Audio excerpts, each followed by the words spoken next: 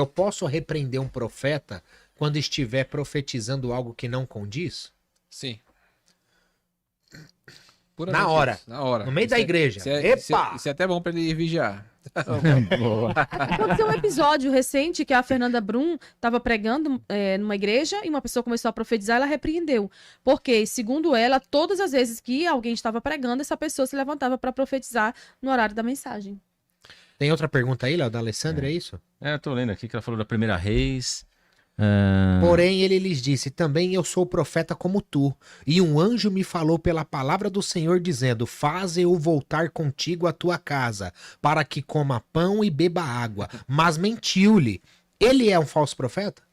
O velho lá, primeiro rei 18, sim. Falso profeta.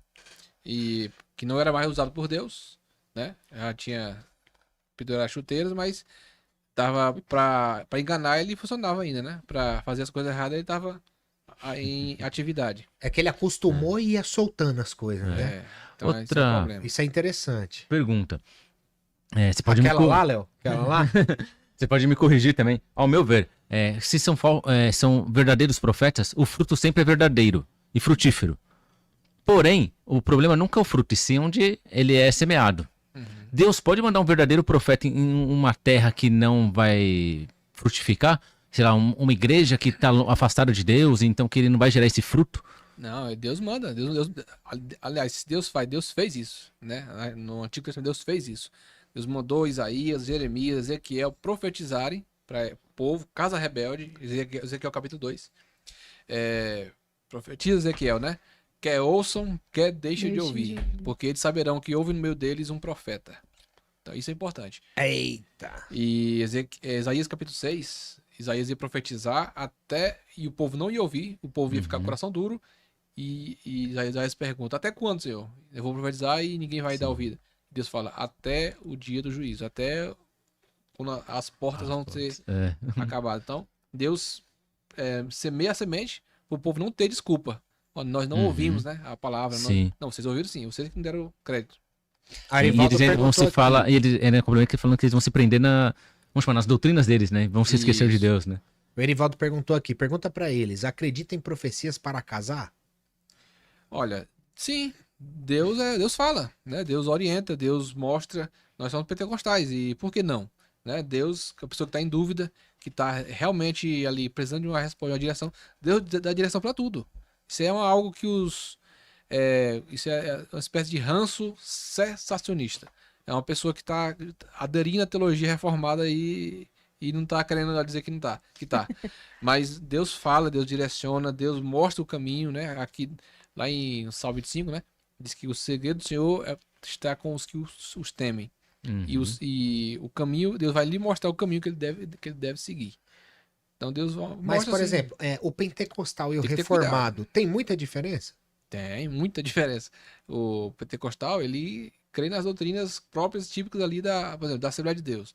Né? Ele Porque tem reformado que crê também nos dons. Sim, tem o continuista. Né? Sim, mas tem muitas doutrinas que fazem parte do distintivo reformado. O aliancismo, muitos deles são cessacionistas, calvinistas, pedobatistas, ou seja, acreditam no batismo de crianças, e o governo é presbiteriano. Então são muitas diferenças. Claro que a maioria delas não são essenciais. Não são. Não, acho que nenhuma delas é essencial. Nenhuma. Mas é diferença. É muito diferente. Eu não vou para a igreja presbiteriana porque tem muita diferença.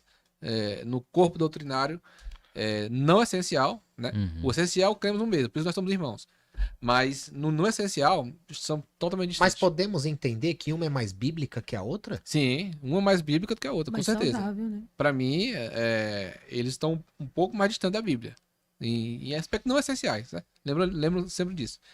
Mas o povo pentecostal, nessas outras doutrinas aí, por exemplo, eu sou credo batista, sou pentecostal, nós creio na visão pré-milenista, mais voltada ali pro... A escatologia é algo bem negociável, né? É bem tranquilo. Escatologia não tem uma teologia que fala essa? Não, é bem negociável. Mas o restante, eu não consigo negociar. Ô, Cristian, vou fazer uma outra pergunta agora, assim vai chegar Ai. Pessoal, atenção, brincadeira. Não, é sério, assim, a gente pode dizer que isso chega a ser também falsas profecias, pelo menos quando eu fui estudar o grego, eu vi que muitos versículos na Bíblia do Novo Testamento, eles não tinham na Bíblia original. Por exemplo, aquele que esse tipo de demônio está coração em jejum. Isso quando você vai pegar no grego, ele não tem isso. Sim. Se você está acrescentando palavras, isso a gente pode dizer que são falsas profecias? Não. De forma nenhuma. São traduções diferentes, né? E outra, nós temos 6.000 manuscritos gregos.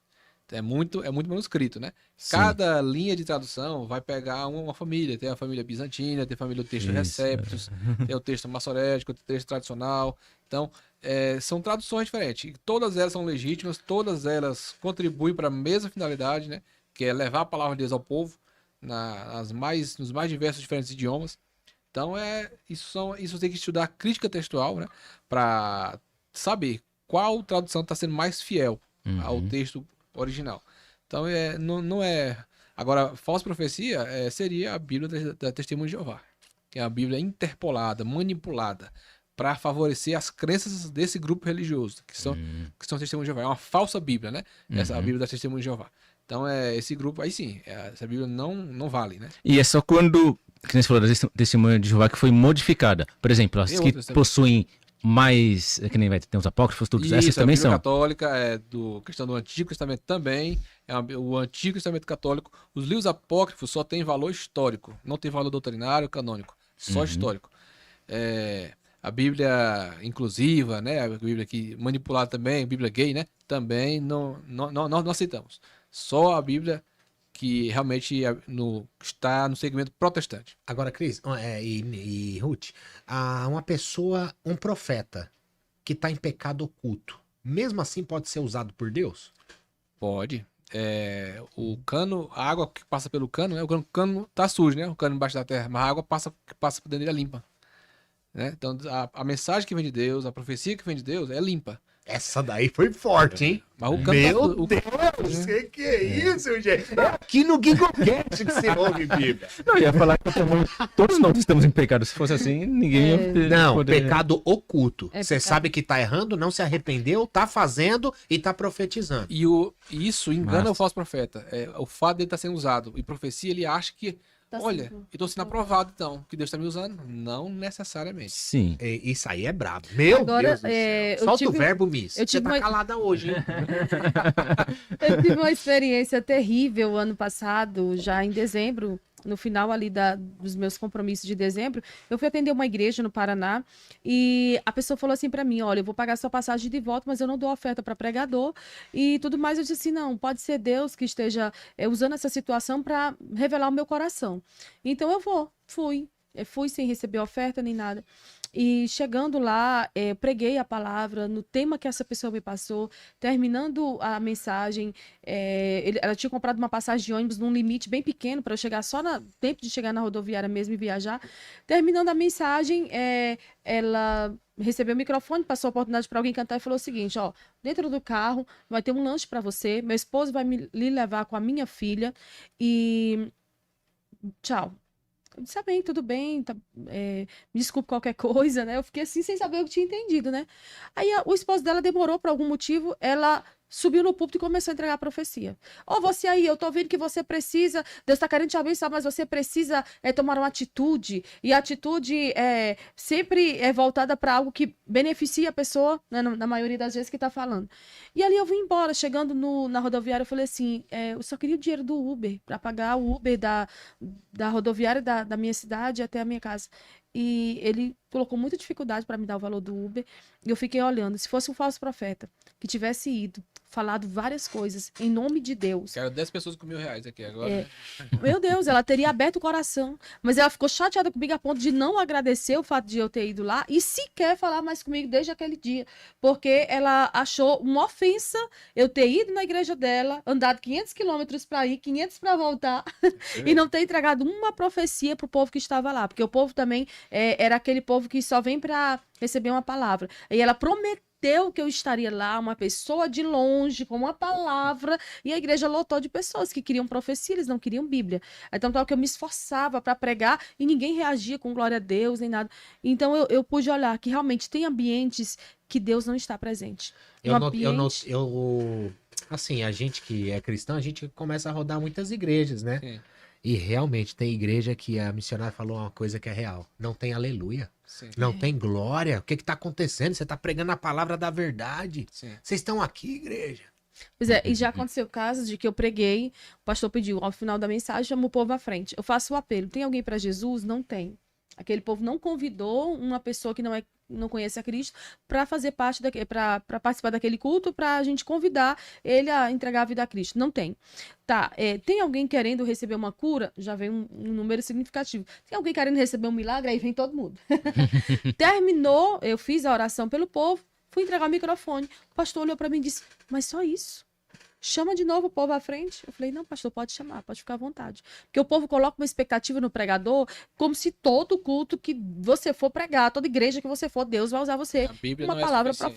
profética. Você pode também fazer um apelo e chamar, vem cá que eu vou orar pela sua vida. Sim. E tá tudo certo. Mas não vou prometer algo que Deus não me permitiu. Sim. Claro. Vai lá. Eu li hoje um artigo, o teólogo disse assim, a igreja onde a palavra de Deus não é honrada, o Deus também não está lá. Com certeza. Né? Então é Sim. isso. É verdade.